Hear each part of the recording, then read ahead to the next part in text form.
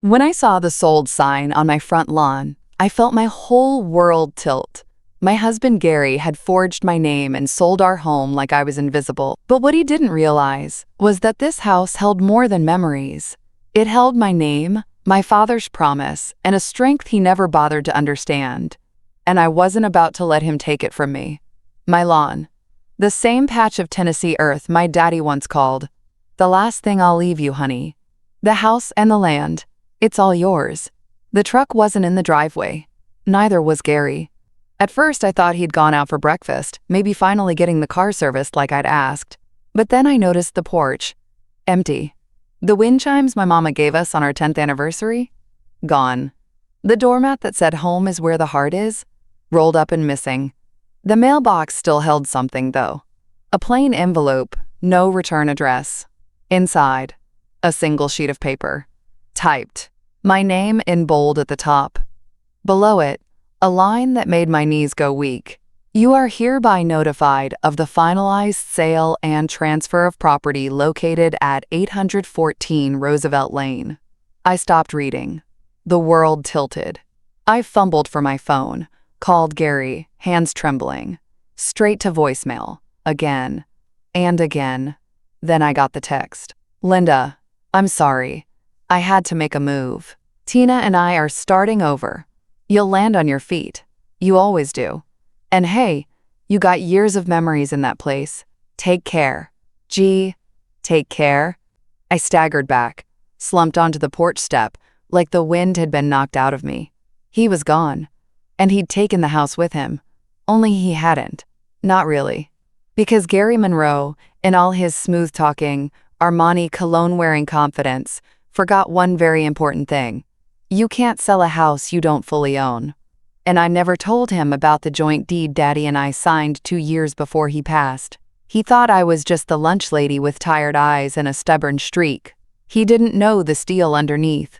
He didn't know that while he was parading around with a blonde half his age, I was still the woman who balanced the books, paid the bills, and knew every square inch of this home down to the crooked step in the back hallway. And most of all, he didn't know Darlene still worked the county clerk's office. But he was about to find out. I marched into the real estate office, still wearing my cafeteria apron. The woman behind the counter looked up, startled, as I banged the envelope on the desk like it had personally insulted me. "I want to speak to whoever handled the sale of 814 Roosevelt Lane, now." She blinked, glanced nervously at the logo on the envelope. "I think that was handled by Mr. Kim. Get him." A few awkward minutes later, Mr. Kim appeared from the back, hair slicked, smile polite, and that way professionals use when they sense a storm coming. "Mrs. Monroe, Linda, this is unexpected." He reached out like we were friends. I didn't take his hand. "You sold my house," I said, "without my permission." He paled slightly, then cleared his throat. "I understand this is emotional, but we had full documentation. Your husband provided all the required signatures. Everything was legally processed." "My name was on that paperwork?" I asked, voice flat. He hesitated. "Yes." "Show me." He opened a manila folder on the desk and slid a copy toward me. There it was.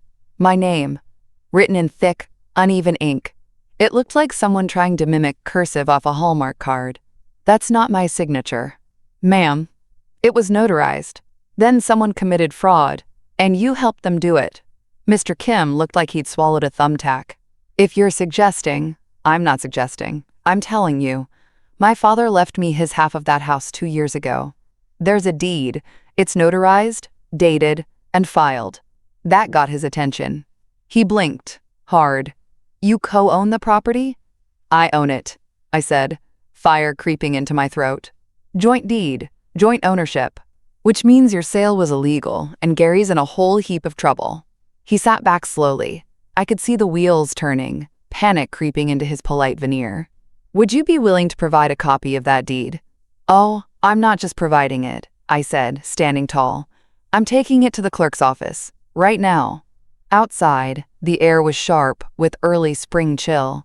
My breath clouded in front of me, but my blood was boiling. I gripped the steering wheel so tight my knuckles turned white. Gary had forged my signature to sell a house he never fully owned. And he thought I'd just curl up in the dark And cry myself to sleep? No. Not today. Not ever. I turned off Main Street and headed straight for the county clerk's office, heart pounding, fingers itching to turn the page on this nightmare. And waiting inside, 2 desks over from the copy machine, was the one person who could help me take my life back. Darlene. My oldest friend. My ride or die since the 4th grade. And now, my secret weapon. The clerk's office always smelled the same: old paper, printer toner, and a faint trace of lemon floor wax. I hadn't stepped foot in that building since my daddy passed, but the moment I did, it felt like stepping back into my childhood. The echo of his boots on tile. The way he'd tip his hat to the receptionist, like she was royalty. And then, there was Darlene, seated behind the glass window, flipping through a thick binder like it owed her rent.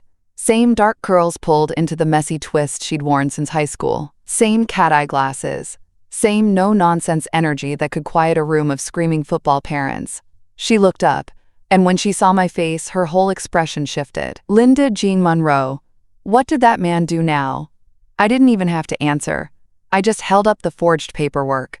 Darlene pulled open the side door without another word, waved me in like a woman on a mission. Come on back. I'm off the clock in 3. Let's raise some hell. We sat at her cubicle in the back corner, still decorated with fake ivy, a calendar featuring lab puppies, and a mug that read, "It's not sarcasm, it's skill." I slid the envelope across the desk. She looked through the pages, lips pressed into a tight line. "This signature's a joke," she muttered. "He didn't even try to match your hand. And this notary? Oh girl, that's Cheryl Packer. She got put on probation last year for approving signatures without witnesses. Can we undo it? If you've got that deed your daddy filed, we can do a whole lot more than undo." I reached into my tote and pulled out the old manila envelope I'd kept tucked away since the funeral. Inside, a certified copy of the joint deed, notarized, witnessed, and filed in full. Darlene opened it carefully like it was made of gold. "Yep, right here.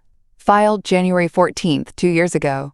Property is jointly owned by Linda Monroe and Ronald Mathers, deceased. No transfers since, which means any sale required both signatures." She looked up at me, eyes gleaming. "Gary's in violation of state law, big time." My hands shook, but not from fear. From relief. From anger finally finding a place to land. So what now? Now we file a notice of dispute on the sale. Put a stop on the title transfer. If the county sees contested ownership, that sale can't proceed, especially not with forged docs. And Gary? She smirked. Oh, he's about to find out why it's never smart to mess with a woman who grew up learning to swing hammers with her daddy in the same house he just tried to sell. I sat back, exhaled. For the first time since that sold sign, I felt steady. I wasn't just fighting for a house, I was fighting for my name, my father's name. The life I'd built in every nail and shingle. Gary thought he'd gotten away with it, but I still had the deed, and I wasn't afraid to use it. I didn't hear from Gary directly for 3 days, which, honestly, was a blessing. Gave me time to breathe, think, and work with Darlene on the paperwork. She filed the property dispute faster than you could say fraudulent signature, and we had the whole thing flagged by Thursday. But just when I thought I could focus on the legal side, my phone buzzed with a name I hadn't seen in weeks. Bryce, my only son. I hesitated before answering. We hadn't spoken since Easter. He'd been busy, which I later learned meant Gary had whispered just enough poison into his ear to make him question me. "Mom," he said as soon as I picked up, voice clipped. "Dad told me everything." "Here we go." "Told you what, exactly?" "That you've been hiding money. That you and Grandpa cut him out of the deed on purpose. That the house was never meant to be shared. He said you've been planning this since Grandpa passed." I stared out the kitchen window, the dogwood tree in bloom. My father planted that tree when I was 10. Bryce used to climb it barefoot. And you believe him? He didn't answer at first. It's not like you told me any of this. My heart twisted. Because it wasn't your burden to carry. You were in college when Grandpa got sick. I didn't want you worrying about legal stuff. That house has been in my family for 3 generations. Your grandfather gave me his half because he trusted me to protect it. Bryce exhaled hard, like he was still stuck between 2 versions of the truth. He says Tina's helping him get back on his feet. There it was. Tina. The woman half Gary's age, with fake lashes and expensive taste. I'd seen pictures. Tight dresses. Louder than she looked. She worked at the mortgage office, if you can believe it. Met Gary when she helped refinance his truck. And now they were playing house in some overpriced condo downtown, the kind with marble countertops and zero soul. Does Tina know he committed fraud? I asked, keeping my tone even. Because he forged my signature, Bryce. That's a felony. He sold a home he didn't fully own. Silence. He said your signature was already on file. That it was part of your marriage paperwork or something. I actually laughed. That's not how deeds work, sweetheart. And if he told you that, he's either lying or so stupid he shouldn't be allowed near a stapler. Mom. No, Bryce. Listen to me. I didn't steal anything. I didn't hide anything. I honored what my father asked me to protect. Your dad? He tried to cash it in to impress a woman who wouldn't look at him twice if he didn't have a mortgage and a new grill. His voice softened. So, what happens now? Now? I said, calmly. Now I let the law do its thing. I've got the deed, the clerk's affidavit, and a friend who knows how to make sure the truth is louder than his lies. I paused. And Bryce, if you're still on the fence about who to believe, maybe take a look at who's standing next to me when I'm not holding the deed. I hung up. 15 minutes later, Darlene texted me a screenshot of Tina's social media, a picture of her and Gary, all smiles, holding champagne flutes on their new condo balcony. The caption? Fresh start, no baggage, no drama, #new chapter, #deserved. Oh honey, you bought your chapter with a stolen title. And the author is still holding the pen. They picked the wrong weekend to show their faces. The annual Riverbend Community Fundraiser was the biggest event of the season, an outdoor affair full of raffles, barbecue smoke, and half the town squeezed under a mess of tents. I'd worked the lemonade booth for 12 years, knew every face from the PTA to the postmaster. So when Gary showed up with Tina in her too high heels and not enough dress, laughing like she'd never made a mistake in her life, I knew exactly what to do. Let him walk around like he owned the place. I waited. I bided my time while they made rounds, all smiles and smug hellos. Gary shook hands with the mayor like he wasn't standing ankle-deep in legal quicksand. Tina made sure her ring caught every patch of sunlight she could find. And when Bryce arrived, he didn't come to my booth. He walked straight to his father and wrapped him in a side hug. It stung, I won't lie. But this story wasn't over. I waited until they were standing by the silent auction table, right in front of Gary's boss, Tina's parents, and 2 county commissioners. Then I walked up and cleared my throat. Gary turned and froze like he'd seen a ghost. Linda, he said, voice too loud. Didn't expect to see you here. Tina gave me a once-over, her red lips curving into a tight, pitying smile. You look sturdy. I ignored her. This won't take long, I said, voice steady. I just thought our community might appreciate a little honesty. Gary's smile twitched. Now's not the time for... Oh, I think it is. I turned to Mr. Dorsey, Gary's supervisor at the lumber mill, and handed him a sealed copy of the notarized deed. This is the legal co-ownership of 814 Roosevelt Lane, filed January 14th, 2 years ago. My signature, my father's, no Gary Monroe listed. Then I turned to Tina's parents.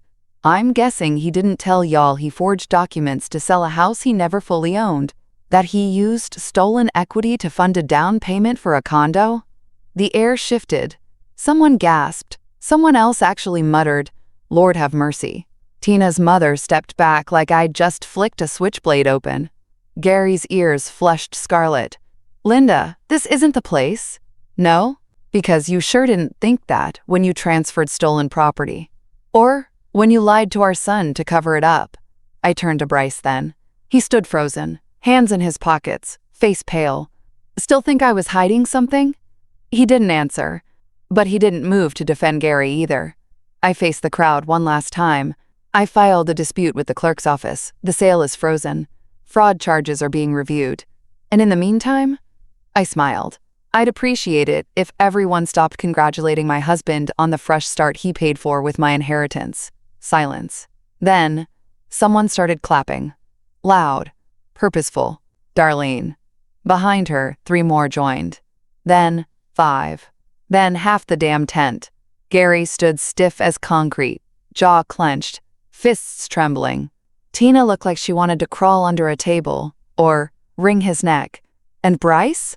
He finally looked me in the eye, and I saw it. The crack, the regret. I left them standing there, applause ringing in my ears, my lemonade pitcher swinging at my side.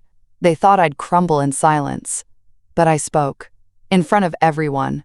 And once the truth is out, you can't shove it back in a drawer. By Monday morning, Gary's shiny new life started to unravel. Fast. The first call came from Mr. Kim at the real estate office. Or rather, his lawyer. A formal notice of transaction suspension had been issued due to disputed ownership, which meant no legal title transfer, no finalized sale, no cash-out check. And Gary? He'd already moved into that condo like a man who won the lottery. Tina posted a selfie that morning, her frowning with a coffee mug in hand, captioned, "When your view is pretty, but your man's paperwork isn't." Face with rolling eyes, hashtag the Zaynit. I nearly snorted into my toast. By lunchtime, the county fraud office had opened a preliminary investigation. Darlene texted me a single word, filed. I had to reread it twice before I let myself exhale. That forged signature? It wasn't just a mistake. It was criminal. And suddenly, Gary's name wasn't just floating around cocktail hour gossip. It was floating across official desks in embossed letter envelopes. Tina bailed 3 days later. Darlene caught wind through a paralegal friend. She moved out of the condo while Gary was at work, left behind a sticky note that said, "I don't do broke or indicted." Couldn't have penned it better myself. The final hearing for the reversal came fast. Unusually fast, according to my attorney, thanks to Darlene flagging the notarization issue and the weight of my original deed. Gary showed up in the same navy blazer he used to wear to Sunday brunches, looking like a man who hadn't slept in a week. I wore black slacks, a pale green blouse, and the same pearls Daddy gave me for my 30th birthday. The judge, a lean woman with gray-streaked hair and a voice like a piano lid snapping shut, listened patiently as both sides laid out the evidence. My lawyer presented the joint deed, notarized and filed years before Gary ever got dollar signs in his eyes. She presented the forged sale contract with a signature that looked like a second grader playing grown-up. Then came the text messages. Yes, the ones Gary sent to Bryce, to Tina, to the mortgage office, bragging that the house was as good as mine anyway. The judge didn't smile. She didn't even blink.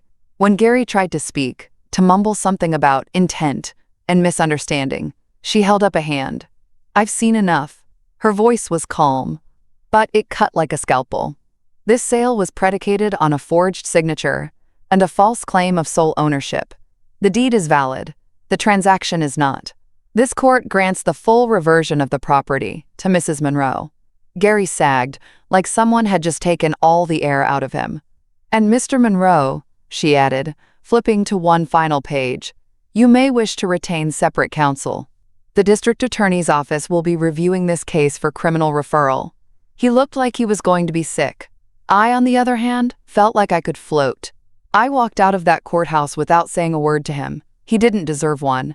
Not after what he tried to steal. Not after the lies, the manipulation.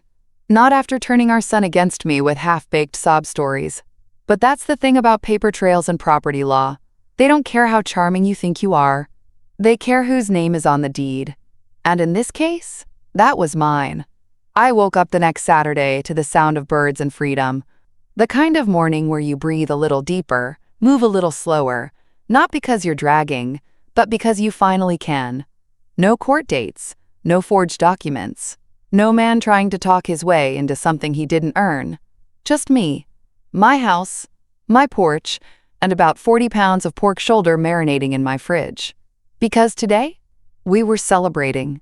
I invited every person who stood by me. Darlene, my lawyer, Mr. Kim's assistant, who slipped me copies of the early paperwork, even the neighbor who watched Tina back into my mailbox and never told me because it wasn't the right time. And yes, I invited Bryce. I didn't expect him to come. But the offer stood. Because forgiveness, like barbecue sauce, hits different when you let it simmer. By 3 p.m., the backyard was full.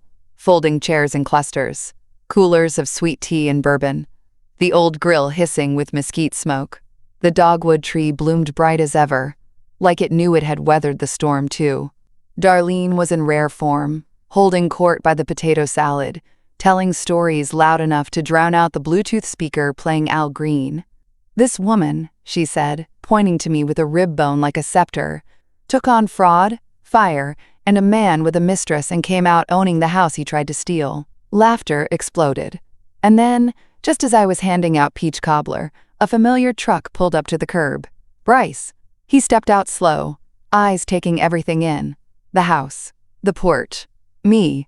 He looked older somehow, and smaller, like whatever weight he'd been carrying finally started pressing back.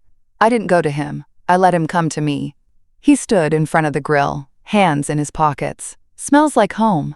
"It is home," I said gently. He nodded, looked down. "I didn't believe you. I'm sorry." I didn't say anything at first, just handed him a paper plate. "Good thing ribs don't hold grudges." He let out a shaky laugh. "Is it too late to help set up?" I looked around at the full yard, at the folding tables, at the banners Darlene had made that read "Still standing, still mine." I handed him a cooler. "Go fill this with ice, and don't you dare water down the bourbon." As the sun dipped low and the lights twinkled under the patio awning, I stood on my back steps and watched people laugh, eat, share stories about Gary's meltdown at the courthouse like it was a local legend. And you know what? Maybe it was. Because this wasn't just a party. It was proof that I'd protected something sacred, that I hadn't backed down, that even when they thought I'd roll over and disappear, I'd stood my ground. Right here. On my land. In my home. Under my name. It was a Tuesday when the envelope arrived. Thin, formal, and just pretentious enough to smell like desperation. My lawyer called before I could open it. "Gary's appealing." I let out a dry laugh. "Of course he is. He claims he wasn't properly informed of the deed at the time of the sale. Says it should have been disclosed by the clerk's office. Claims you didn't inform him in good faith." I sat at the kitchen table, sipping my coffee. The mug read, "Still here, still legal." "And let me guess," I said. "He found some backwoods lawyer who thinks the law bends for broken men in polos?" My lawyer chuckled. "Something like that. But here's the fun part. Want to know who's presiding over the appeal?" I raised my eyebrows. "Judge Halverson." I nearly dropped my coffee. "You mean the same Judge Halverson who was at my barbecue last weekend?" "One and the same," she said, sounding positively giddy. "Her sister's in the book club Darlene runs. Said your cobbler changed her life." I sat back, grinning. "Oh, Gary, you really are allergic to research." The hearing was scheduled for the following week, but from the moment we walked into that wood-paneled courtroom, you could feel it. The verdict was already baked. Gary came dressed to impress. Blue suit, new haircut, fresh shave. He looked like a man who thought charm could outmaneuver paperwork. Judge Halverson took the bench with a raised eyebrow and not a trace of a smile. "Mr. Monroe," she began, flipping through the file with a snap of her wrist. "You are contesting the previous ruling on the grounds that you were unaware of your wife's legal ownership of the property?" "Yes, Your Honor," he said, with that old smoothness I once mistook for confidence. "I was misled. I acted in good faith. I had no idea she held title alone." She paused, looked over her glasses. "Would you say you were unaware because she hid it, or because you never asked?" Gary blinked. I assumed." She raised a hand. "Let me rephrase. Did you ever request a title search before initiating the sale?" "No, but..." "Did you review the property deed?" "No, but my realtor." "Did you forge your wife's signature on the sale agreement?" His face went pale. "I didn't. I have a forensic report from 2 handwriting analysts that says otherwise." Silence. She turned a page. "And just for the record, Mr. Monroe, I met Mrs. Monroe this past weekend at a local community event. She did not mention this case. Not once. What she did mention was her father, the home he left her, and her desire to see it remain in the family." Gary's mouth opened, then closed. Judge Halverson continued, "I find this appeal baseless, time-wasting, and frankly insulting to the court's intelligence. The original ruling stands. The property is not, was not, and never will be yours to sell." Her gavel hit like a firecracker. "Dismissed." Outside the courthouse, Gary followed me down the steps, his voice desperate and full of fake softness. "Linda, come on. We don't have to be like this. You got what you wanted. Can't we just talk? I turned slowly. No, Gary. You got what you deserved. But it was our life. Our house. Our house? I said, sharp. You didn't lift a finger to fix the roof, you never mowed the lawn, and you sure as hell didn't sit by Daddy's hospital bed when he signed that deed. He stepped back like I'd slapped him. I leaned in. You thought you could take what I built, what I earned, and pass it off as yours. But all you did was remind me exactly who I am. I didn't wait for a reply. Just walked away. Heels steady on the pavement, back straight, past the man who gambled my inheritance for a woman who left when the money dried up. Gary came late to everything. But this time, he showed up too late to matter. The locksmith arrived on a Thursday morning, bright and early, just as dew clung to the grass and the world smelled like damp earth and new beginnings. Change every lock, I told him, handing over a fresh brewed cup of coffee. Front door, back, side gate, even the shed. He nodded with a grin. Clean slate, huh? I smiled. You have no idea. It took him 2 hours to finish the job. When he was done, he handed me a small, brass key ring with 5 new keys. They were still warm from his hand. I walked them straight to the hook by the kitchen door, the one Gary used to toss his keys onto like he was dropping coins in a wishing well. But these keys, they weren't for him. They were for me. Me and the life I'd reclaimed piece by piece. The moment I hung them up, a strange hush settled over the house. Not silence exactly, just calm. The kind you only get when the noise is finally gone. The kind you notice in your bones. I walked through the house, barefoot on the old hardwood floors, running my hand along the door frames like I was memorizing them all over again. The scuff in the hallway where Daddy's cane always hit the wall. The sun-faded spot on the living room rug where our old dog used to nap. The corner in the kitchen where I used to cry quietly when Bryce was a baby and Gary would work late for the 3rd night in a row. None of that haunted me now. It was history. And I'd earned the right to stand in the middle of it, shoulders back, head high. Later that afternoon, I went into the garden, pulled weeds, tilled the soil, planted a row of fresh rosemary and tomatoes. Darlene had dropped off a tray of marigolds and said, "Every woman needs a little color when she wins a war." She wasn't wrong. As the sun dipped low, I poured myself a glass of sweet tea and sat on the porch swing. The old one Daddy hung himself with braided rope and spit-polished wood. The breeze was soft. The world was right. And hanging just inside the screen door, on a hook worn smooth by years of coming and going, were 5 new keys. To a house that wasn't stolen. To a life that was mine.